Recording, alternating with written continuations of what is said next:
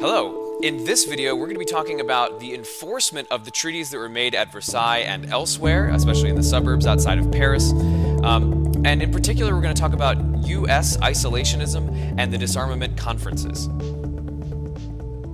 Now, the United States isolationism has a long history in American history. And a lot of people perhaps see it as a denial of our role in the world. That's everyone who sort of sees us as rightly taking on that policeman of the world status.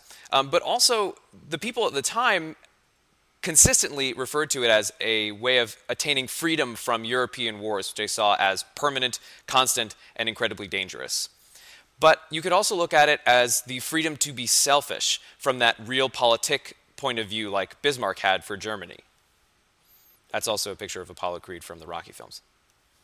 Now, the story of U.S. isolation goes back to our nation's beginnings. And basically, the idea was, as a republic, you should try to not get into any wars, or at least as few wars as possible, because if you think about Rome, Rome fell to being an empire after many, many years of constant war and constant expansion. So expansionism is connected to losing democracy. So the story goes that we've been isolationist in nature because various strong men have kept our foreign policy on the straight and narrow, avoiding all foreign entanglements right up until we practically were forced into the First World War. And you see lots of examples of that, like in 1801, Thomas Jefferson, in his first inaugural address. Take a second to read that. You can pause here. And then the Monroe Doctrine, which you'll remember, told European nations to keep the heck out of the Americas. In 1863, William Seward, who was the Secretary of State under Lincoln, essentially said to the French that he would not condemn Russia for doing some really awful things because he didn't want to get caught up in their little petty infighting. And in 1916, Woodrow Wilson, this is during World War I, as it was going on, won his re-election with a campaign slogan, quote, "He kept us out of the war." So isolationism seems to be core to American identity. Or that could be an entire load of malarkey. A whole other view argues that there's never been an isolationist streak in American policy, that really that's just been code for we don't get involved if it's not in our best interest, which doesn't seem crazy to me. But the other view, really on the other side of that spectrum, not in the middle or reasonable side, but on the other side of the spectrum, argues that we've always been an imperial nation with a democratic government, that we constantly pursue wars that we would denounce in Europe when they serve our interests, especially in the Western Hemisphere of the Americas. So how is that isolationist? And let me be particularly clear here. We invaded Haiti, as you'll see there at the bottom point, in 1915, while World War I was going on, and we kept saying we wanted to stay out of any wars. We held their central bank hostage. We actually took all of their currency reserves and held them in New York. And you'll also see a whole list of other wars in which we've been involved, and you could consistently call them imperial. Like the War of 1812 was over trade and our dominance in the Atlantic. The war with the Barbary pirates was over the safety for our trade, and we dominated another nation. The purpose of the Monroe Doctrine, this is fascinating, so I'll actually read it. This is John Quincy Adams writing during that time period. "It is scarcely possible to resist the conviction that the annexation of Cuba to our federal republic will be indispensable to the continuance and integrity of the Union itself." So they had designs on reaching out and grabbing other countries. The Mexican-American War, where we stole a bunch of land from Mexico from the Mexican perspective, you consistently hear the U.S. one, which is that we had manifest destiny, that we deserved to go across the nation and hold all of that land from sea to shining sea. All of the Indian wars for that whole time period, that's pretty imperialist. We were just taking land, taking land, taking land. We were at war from 1622 until 1924, essentially. With Native Americans, we don't talk about it.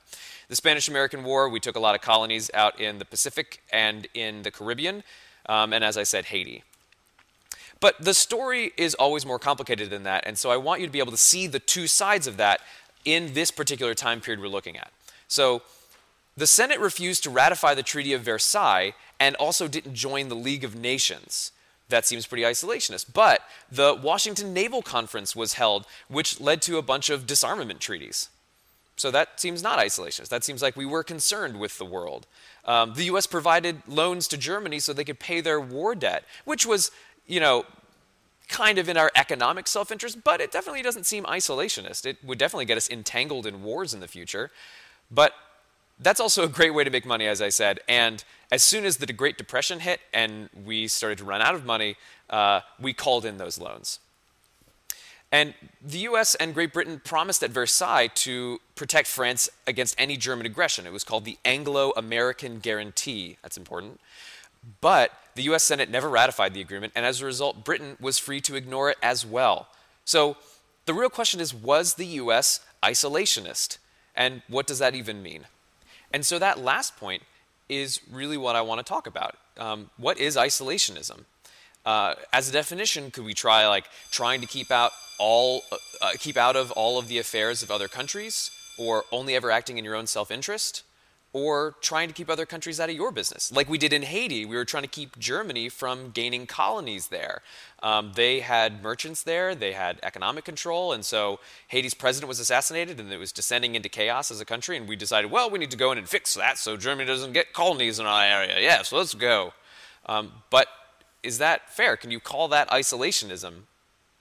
We didn't want to be dragged into the European wars by Germany showing up on our shores, but is it isolationist to take over another country? Hi guys, welcome to another exciting lesson. It's Miss Beatty here. I wanted to talk about the disarmament conferences during this time period, and we'll be looking at the Washington Conference, the London Conference, and the Geneva Conferences. So, before we move on, I think it's important for you to understand what I mean by disarmament. Disarmament is simply the reduction or limitation of the size, equipment, armament, etc. of an army, navy, air force of a country. So during this time period, the disarmament conference's mission was to encourage disarmament on an international level. So that's very helpful to understand. So when we talk about an international level, we're looking at those peace treaties that came after World War I and how those peace treaties imposed disarmament on the defeated nations, and it was hoped that the League of Nations would encourage disarmament at an international level as well. So therefore, several disarmament conferences took place in the interwar period with mixed results. And again, those disarmament conferences were the Washington Naval Agreement, the London Conference and Treaty for the Limitation and Reduction of Naval Armament, and then the Geneva Disarmament Conferences. So when we look at the Washington Naval Agreement, we are looking at President Harding's agenda. He had two things on his agenda: the naval disarmament, and the second thing being the developments in the Far East. Now, the Washington Naval Conference is really a bunch of different agreements that were born out of this one conference. So I'm not going to go into too much detail about the different agreements, but rather I'm going to spend time speaking about the meaning or the purpose or the impact of having these conferences. So I'm going to allow you a little time to look at the 4-power agreement and the 5-power agreement and just read that to yourself so you can see what type of agreements were born out of the Washington Naval Conference.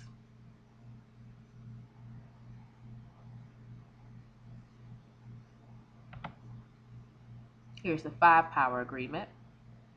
Again, this one is also born out of the Washington Naval Conference.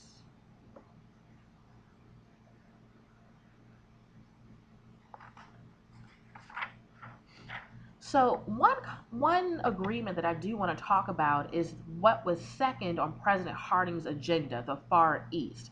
And out of this agenda, the result was a 9-power treaty. Now, this treaty, obviously called the 9-power treaty, but it involved the USA, Japan, China, France, Great Britain, Italy, Belgium, Netherlands, and Portugal. And its mission was to have an open door policy for trade with China. Now, why an open door policy with trade? Well, the U.S. feared being shut out of China's lucrative market, so Teddy Roosevelt, Secretary of State, articulated the desire for unrestricted access to China's markets. In other words, he wanted an open door policy for trade with China. So If China agreed to that, other countries agreed to respect China's authority. And Japan agreed to give back Chinese territory. So again, this was a very important agreement for Japan and China, considering that during the Opium Wars, a lot of East Asian countries decided to become spheres of influence in China's territory, one of them being Japan. So Japan had to agree to give back Chinese territory, while China also had to agree to allow open door access to its lucrative markets. So, to what extent were the Washington Naval Agreement successful? Well, obviously, the first step towards agreeing to have a conference is very successful. So, number one, first steps towards the application of a disarmament, meaning having discussions about this, is very successful. We can all sit down with the signatories and the members of the League of Nations and talk about why there should be a need for disarmament, which is a very much a great success. Number two, the signatories are making clear limitations on the use of armaments. Those limitations meaning let's limit the use of poisonous gas, and let's limit the use of submarines in war. And thirdly, there was a huge perk. Typically, after wars, economies are devastated. So now countries do not need to spend money on a naval race. We can use our monies for other things. And lastly, members agreed not to build fortifications in the Pacific. So, wanted to set the context for you. We are now in the 1930s, still the interwar period. I think it's helpful for you to understand that. Of course, there was another conference called the London Conference, and this conference just simply set us up for another conference. The London Conference basically wanted to speak more about the reduction and limitation of arms, and we want to take that further. So that's all simply what the London Conference wanted to talk about. And those discussions would take place in the Geneva Conference. And again, on an international level, the world was experiencing an economic crisis and living under a period called the Great Depression. So let's look closely at the Geneva Conference. This conference was held between 1932 and 1934, and it finally opened in Geneva, Switzerland, February of 1932. So once all members of the League of Nations and its signatories all gathered in Geneva, Switzerland, they had intentions upon talking about how to limit, again, the armaments of different countries. How do we reduce those armaments? But in their discussions, they came across problems. How do countries define disarmament? Everyone has a different definition about disarmament. Do I need to get rid of my defensive and offensive weapons? What happens if a country decides to encroach upon my lands and I don't have anything to defend my civilians? Then what? So that's a real concern during these conferences here at Geneva. Additionally, who will verify whether nations were disarmed or not? Who will go into these countries to look at their arsenal supply to be sure that they are disarmed? So these are real problems, but not met with real solutions. So what do members of the League of Nations do? And here we can look at a very classic example here, clashes between France and Germany. And after World War I, France's economy again was devastated. So France was not really concerned about disarming, but rather placed more uh, uh, concern about securing its borders. So France's place of security ahead of disarmament and was reluctant to disarm unless they were guaranteed security against German aggression, which is a real concern during this time period. Germany, on the other hand, who is now a member of the League since 1926, wanted equality of rights. Well, what do you mean by that? Well, after Germany had to sign the Treaty of Versailles, remember the Treaty of Versailles demanded for Germany to disarm. Well, Germany felt that, well, if I have to disarm, other countries must disarm as well, or I could rearm to their level. So these, again, are concerns that are coming up at the Geneva Conference. And so rather speaking about how to put the disarmament decisions into motion, we are now coming up with real hardcore concerns So you can tell me, think for yourself, how successful were these conferences? How successful were the intentions of the signatories and the members of the League of Nations? Thank you for listening.